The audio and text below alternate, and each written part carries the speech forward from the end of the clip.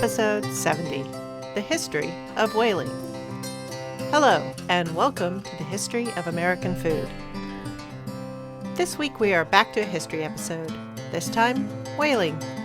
Unlike so many of the other topics where I have some sort of framework to start from in my head, this time all I have is Moby Dick and whalebone corsets. That is, I've heard of whales and I know they were exploited as a resource, but I'm kind of in the dark about how whaling ties into colonial and American food, other than it vaguely does. This time, you really get to learn along with me. This one is going to be full of thrills, spills, unexpected twists, and definitely worth a trip back in time. So pull up to your place at the table and let's dig in. The first thing you need to know is that whale was eaten in North America during the colonial times, though by whom and under what circumstances is not well known by most of us in modern America, including me. But before we can get into all that, I have to roll things back and look at pre-colonial relationships with whales, whale hunting, and whale eating. Thinking of whale as food is pretty taboo in modern America. So like every other history of episode, we need to check out just what was the human relationship with whales before there was a whaling industry in the North American British colonies. How did the industry develop? And how did our relationship with the whales change over time? When did whale as food become taboo? Was it always that way or what? I'm going to answer the first question this episode, and then I'll start answering the rest of them next episode. After that, whales are going to be added into our topic rotation. They are a food source that impacts our nation's food history, but in a lot of unexpected and largely invisible ways. But for the moment, hold on to your socks and we can all just be glad we do not have to be out there chasing whales in damp, unheated 18th century watercraft with no plumbing. While the internet is causing lots of problems these days, I can still be amazed at how much cool, interesting, niche information it makes available about how the world is tied together. What matters here is I can find out that the earliest evidence of whaling found in the world seems to be on the edges of the Pacific Ocean, in caves, on the southeast corner of what is now South Korea. These are petroglyphs in the Banggudae Caves, about 20 miles or 35 kilometers from the shore at the top of a river basin. Between changes in the ocean levels and it being a regularly seismically active part of the world, this is not a surprise. The stone-carved pictures show a variety of whales being hunted using boats, spears, and probably hide floats known as drogues, drugs, or drudges. Analysis of the whales depicted have led experts in interpreting petroglyphs and whale types to identify them as sperm whales, humpback whales, and right whales. Middens or ancient trash piles of shells and bones in the area contain whale bones, further supporting the activities depicted in the rock drawings and carvings. The fact that there are depictions of whale behavior, complex boat hunting, and even the probable depiction of instructions for dividing up captured whales shows that these practices had been in development for a while before this depiction was made. So whaling had definitely been going on before then, and likely in other places. These carvings are just the oldest we've found, and the whale types they depict, sperm whales, right whales, and humpbacks, are typically the whales hunted and eaten all over the globe before whaling goes industrial. From this earliest point in the Korean caves, evidence of whaling in the Pacific spreads out in two directions, north and south. There are the Polynesian cultures that have whaling traditions, but these have only been lately studied in academia, so are therefore poorly covered in Western historical literature. Evidence of whaling is also present in Japan, and then up and around the easternmost edge of Asia and its facing partner on the westernmost edge of North America, as well as all around the archipelago that rings the southern edges of the Arctic Ocean, so Greenland and the northern fringes of Europe and Russia. In all these societies, there is either evidence or hints of whale hunts as far back as 3,000 or so years ago, and not just the opportunistic use of beached animals. And again, this is as old as the evidence is that we've found, not the age of the culture. In Europe, along the Baltic and North Seas and the Atlantic Ocean, there is also evidence of ancient whaling. 10,000 years ago or so, lower sea levels due to large amounts of water being tied up in glaciers created a very different coastline. And there is some evidence of whale consumption about 5,000 years ago in areas around modern Norway. Though how much was actually hunting from boats, and how much was herding whales into lagoons to allow for shore hunting, and how much was simply opportunistic use of beached animals is incredibly fuzzy due to the organic and thus highly rottable nature of the artifacts. Next, we cross the ocean into Western Europe and the Roman era, where the record-keeping and the archaeology has been thicker on the ground. New surveys and excavations on the Atlantic Ocean-facing edges of what is now Morocco, Spain, and Gibraltar show traces of whaling associated with the salting and fish processing sites and in areas where the murex snails, that is, the purple dye snails, were harvested and processed. These seem to be tied to both Roman-era sites as well as colonies associated with the Phoenician trading network. These also go back about 3,000 years, so that's about 1,000 BCE. In all of these cases, the entire whale was consumed as either food or valuable materials for daily life and comfort. The fat, meat, bones, baleen, teeth, skin, and organ materials that were particularly waterproof or durable or whatever, it all found a use. Much in the same way early societies of Europeans used all the parts of the pigs and cows they raised and a majority of the parts of the animals they hunted. When humanity was scattered about the earth in these smaller societies, whaling took place, and it filled the same role as most other animal hunting did. It was simply part of the wide variety of subsistence activities that took place to allow life to go on. Making my life even easier in terms of hunting down information, we cross into Europe's Christian era. That means, from here on, records are largely kept in languages and in a style more easily recognizable to our modern world, so they're easier for me to find information about them. And this is where we run into Basque whaling, which is the history of whaling that will directly have an influence on whaling in America. The subsistence whaling of the rest of the globe will develop along its own tracks, but be unknown or possibly exist as fantastical legends to the colonists of the British colonies. We'll glimpse some of these again in the 19th century and then have strong feelings about it starting in the 20th century. But for our story, we need to go to the 11th century, where the Basques enter the scene. For extensive and fun reading about Basque society and their seafaring industry, Mark Kurlansky's books on cod, salt, and the Basque history of the world can provide you with what you might be looking for. And this will not be just a one-off tangent, since American food is going to have at least one more major crossing with Basque culture around sheep. But in this podcast, I'll just be talking about the transformation of whaling from a way to get food and the equipment for life into an industry. And by industry, I mean that whale hunting was specifically done to harvest particular materials to be sold in trade away from the society that was doing the hunting. The Basques altered whale hunting from existence hunting to generating surplus and cash. The coastal peoples of Spain had been hunting whales at least since the Roman period, as I mentioned before. But somewhere around the 11th century, Basque whalers began to expand their sale of the rendered oil of their catches to the Roman Catholic churches and monasteries as an alternate artificial light source. Up until then, the church had relied on beeswax and olive oil lamps like everybody else. Though there are scattered receipts going back as far as the 7th century for whale oil, these seem to be rare and uncommon, and based on the reading would likely be due to oil rendered from beached sperm whales, who were, in their days of plenty, that is before the 19th century, notorious self-beachers. Using processed whale fats for light and sometimes heat has been going on in whale-consuming societies for centuries. But in the 11th century, receipts in the Catholic Church records mark a shift from whales and whale hunts being for local use and becoming a trade good. At this point, the methods used for hunting whales were similar to those in other whaling societies around the world.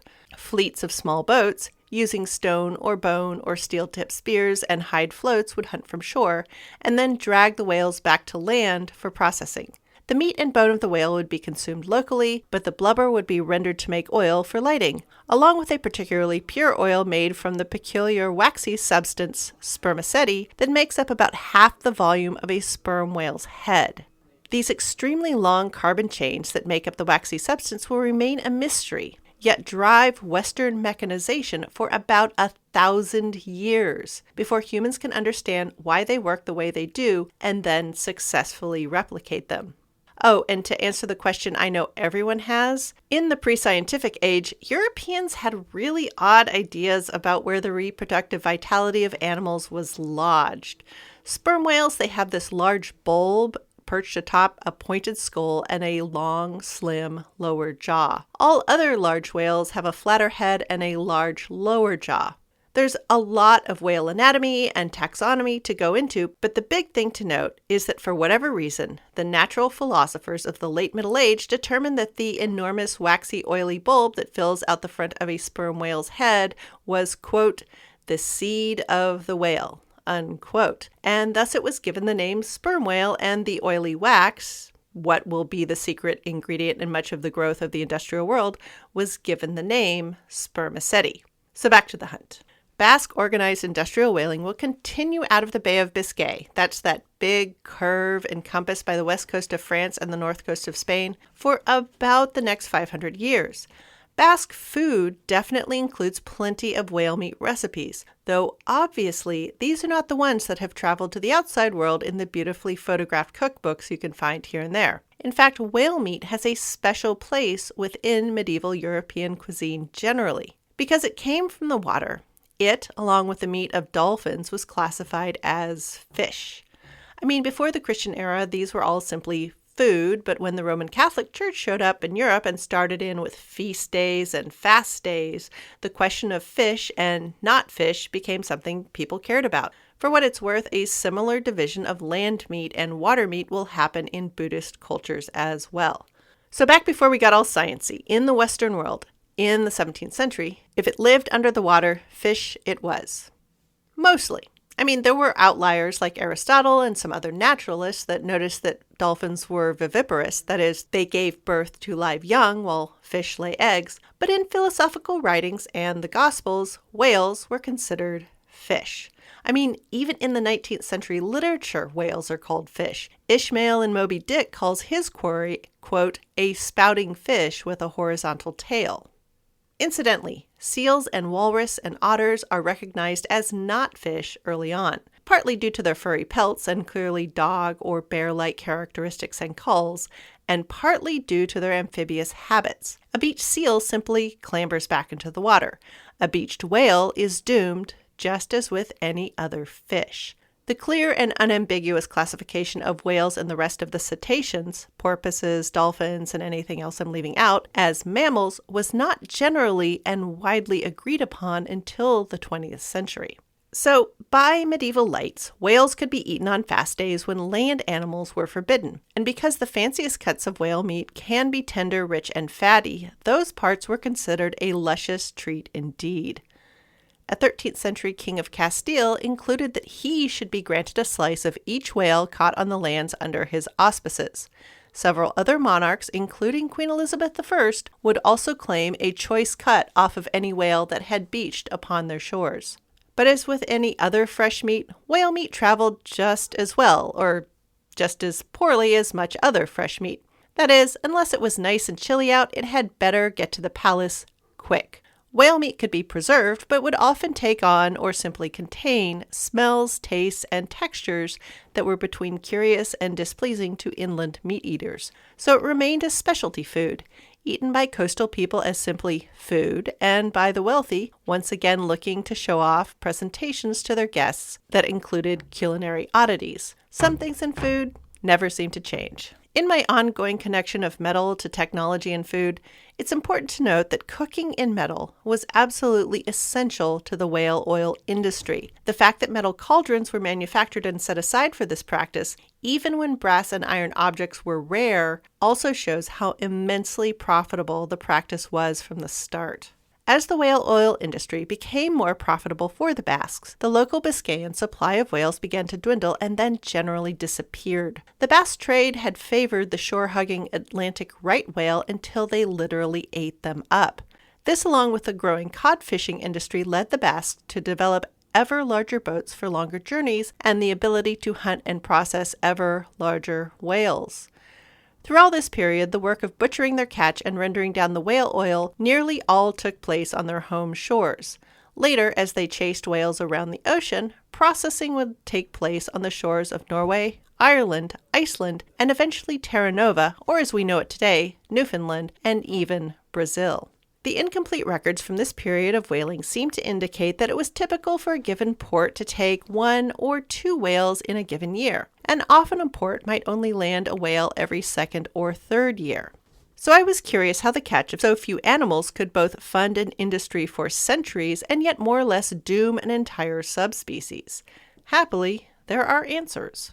As for the profitability, a single right whale can provide about 4,000 gallons or 16,000 liters of oil. I tried to convert that into something meaningful for my brain in medieval church terms. Beeswax candles seemed a good medium of comparison. Using Google and math and extremely round numbers, I came up with some values and units that will help us get our mind around the way the economies work here. Now, when I say round numbers, I literally mean numbers that end in zeros, so they're easy to work with and visualize. No decimals, and definitely no pretending that these are sound enough to use in policy-making decisions. They're correct in a broad sense, definitely within an order of magnitude. That is, you can trust it's closer to 10 than 100 when I say so. But beyond that, I'm working in useful approximations. So here we go.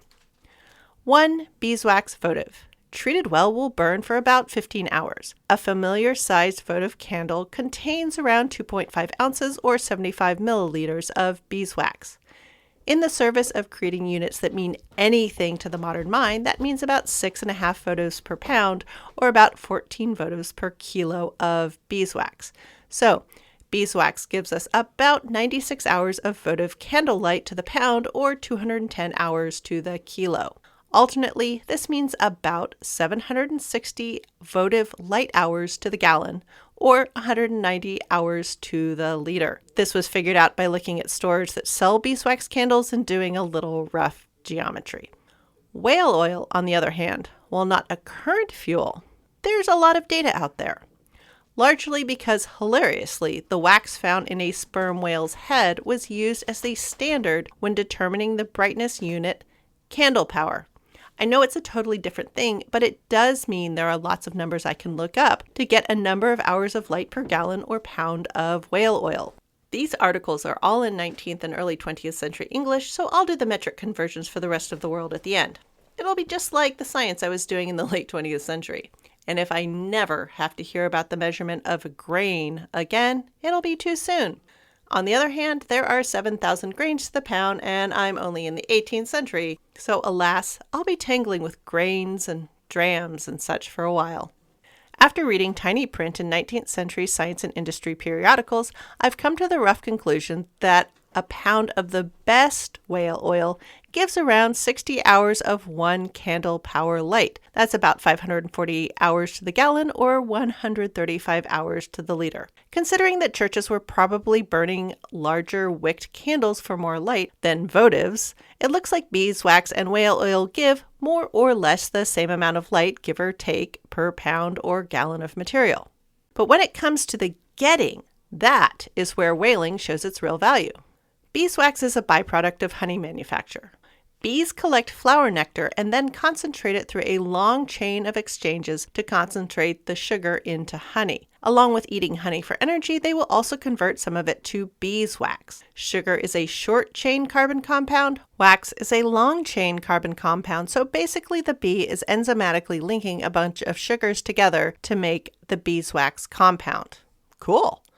Anyway, in a given season, a standardish modern hive can make around 50 pounds of honey. In the Middle Ages, hives were smaller and harvesting had not been maximized, so I'll give them about 25 pounds or 11 kilos of harvestable honey a season per hive.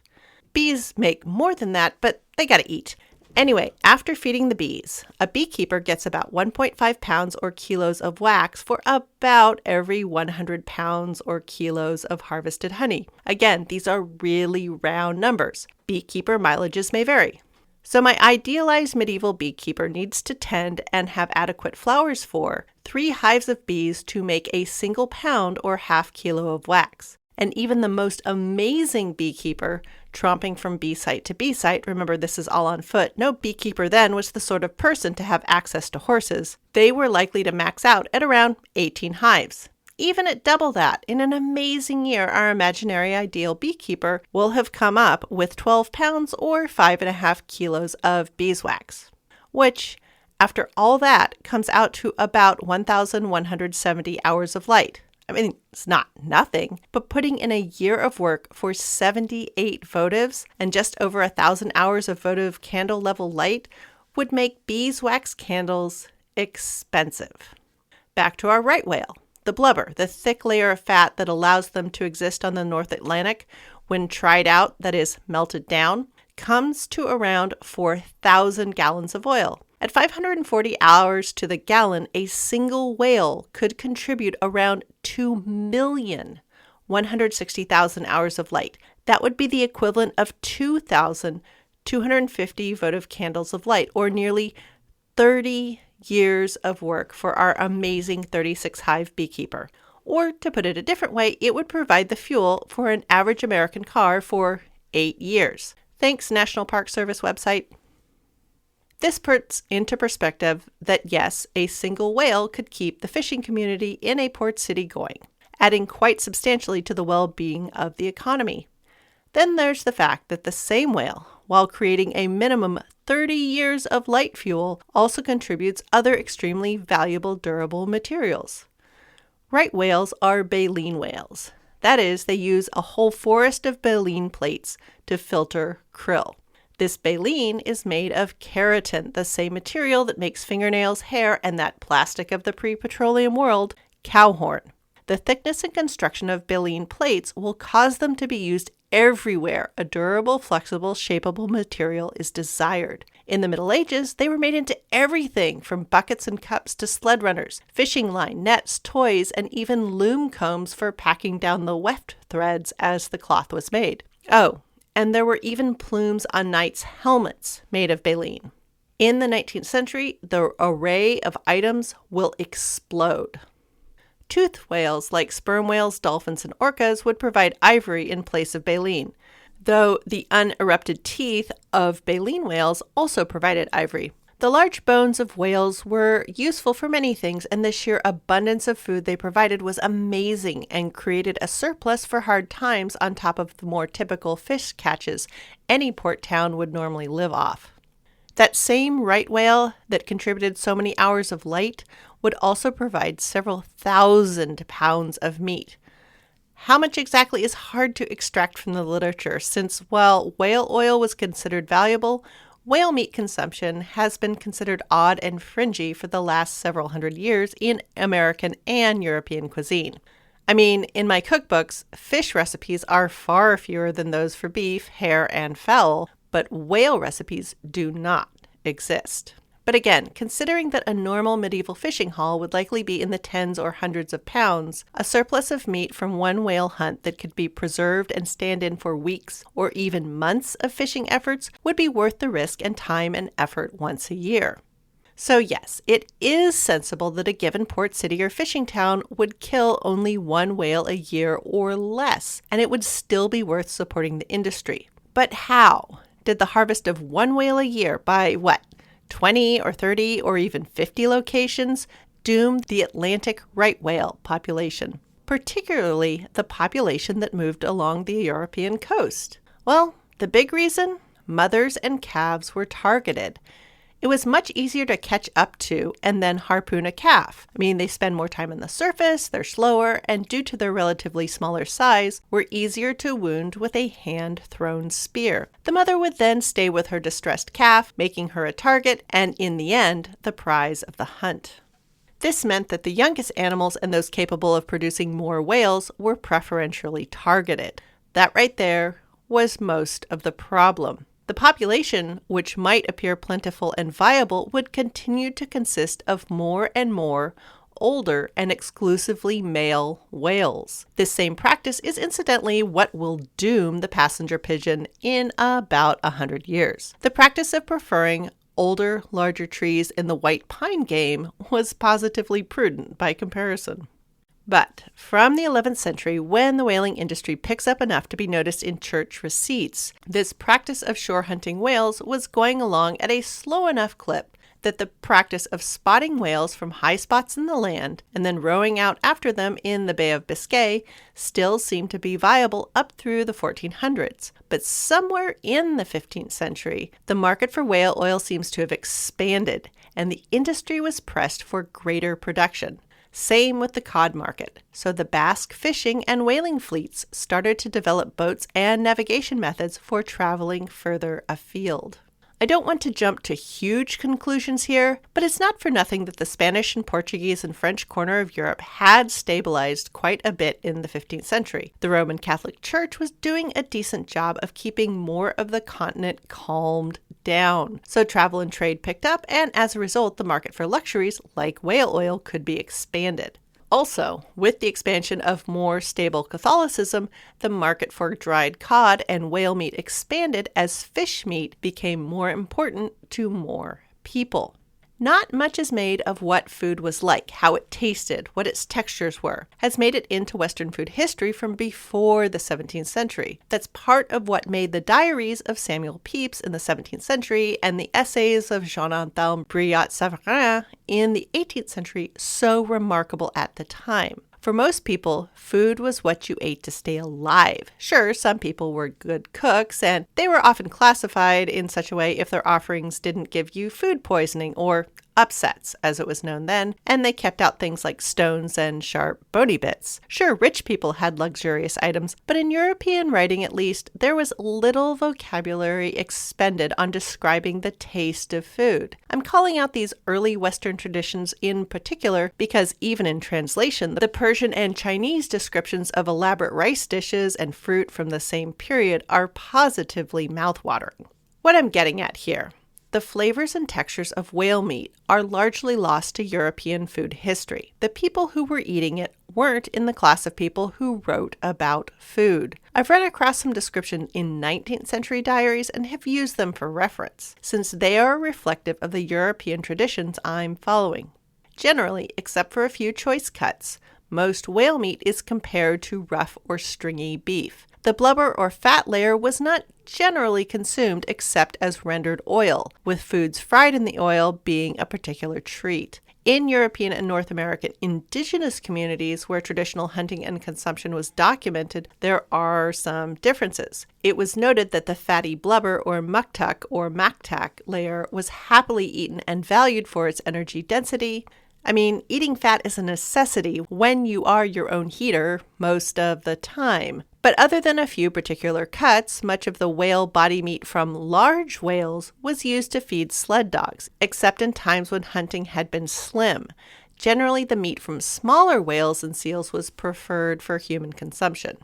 So through some indirect evidence, it seems that during the Middle Ages, whale meat was eaten, most of it in immediate communities where whales were brought ashore. And even there, except for choice cuts like the king slice, which were sent to dignitaries or consumed in specialty or celebratory dishes, most of it was marginal or survival food. It was never a regular or common food. Hunting whales would inject prosperity in communities more with the saleable oil than with the food they provided.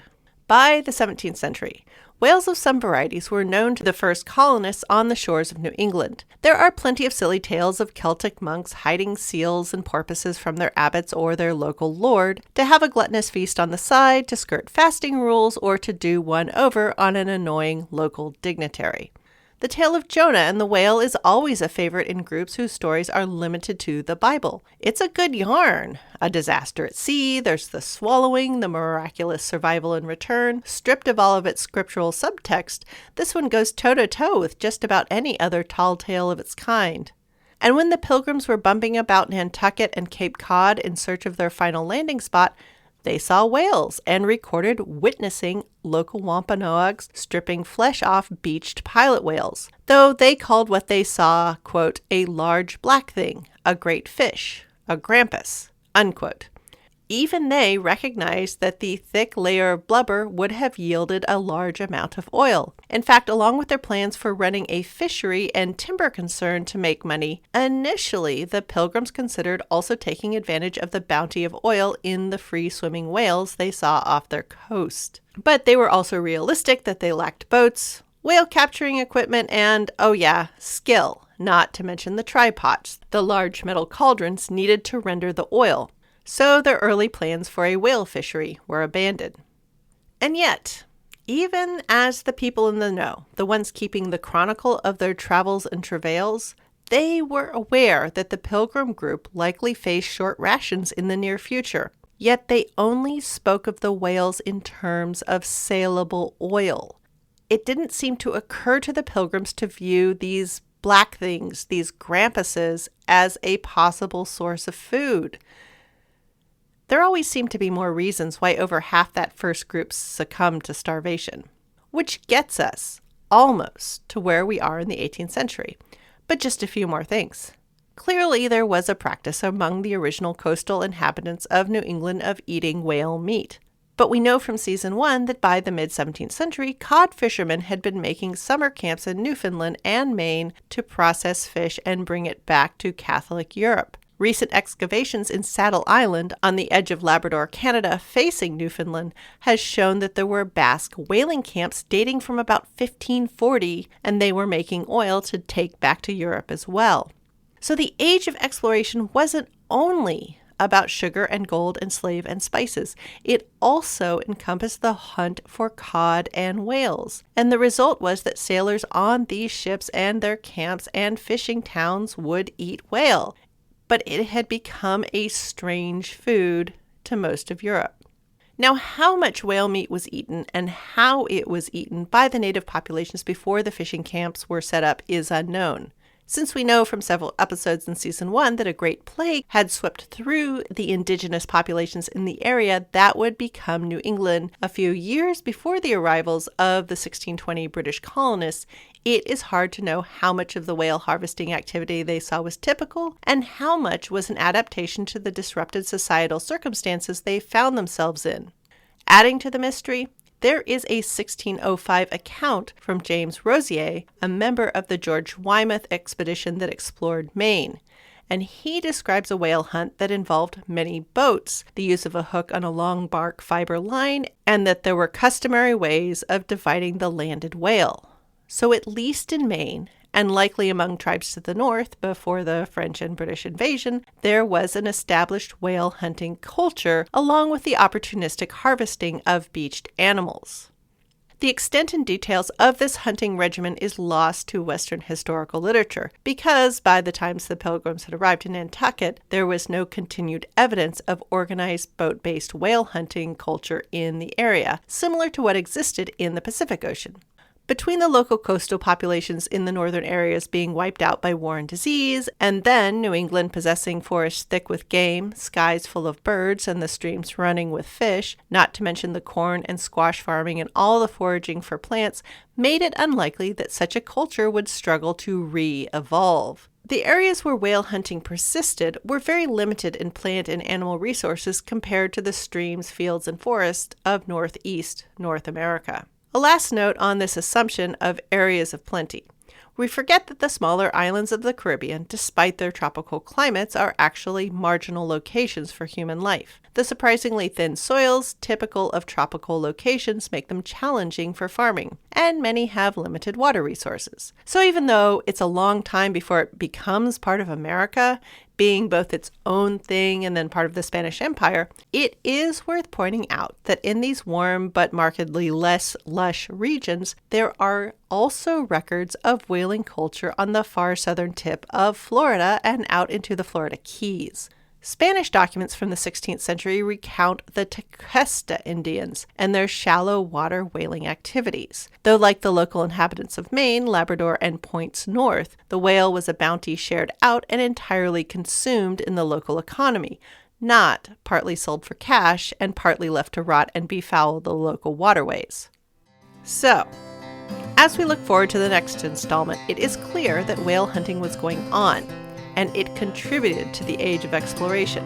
Whale meat was eaten, but by Europeans largely opportunistically, not as a regular food source because of the irregular nature of large whale kills. And in the circle of history that concerns the British colonists, nearly all the whaling expertise lay with one group of Europeans, a group some consider the only remaining original Europeans, the Basques. And this was the set of circumstances that will be in play at the opening of the 18th century. So join me for the next episode when we look specifically into European industrial whaling and how that translated to the North American colonies, and how whales as a food source versus a cash source starts to affect the emerging American food scene. Thanks for listening.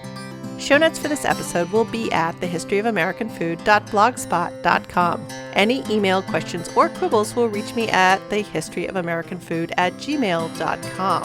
A few words to review this podcast really do make a difference, and thank you so much for those of you who have taken the time to leave a few words. Along with the promised pictures and links, I'll also include any interesting media I consumed for the episode. Music for this podcast is Fingerlympics by Dr. Turtle. The link to the show notes is also in the show's Twitter and Insta bio, and eventually somewhere else, I'm sure, and in the show description.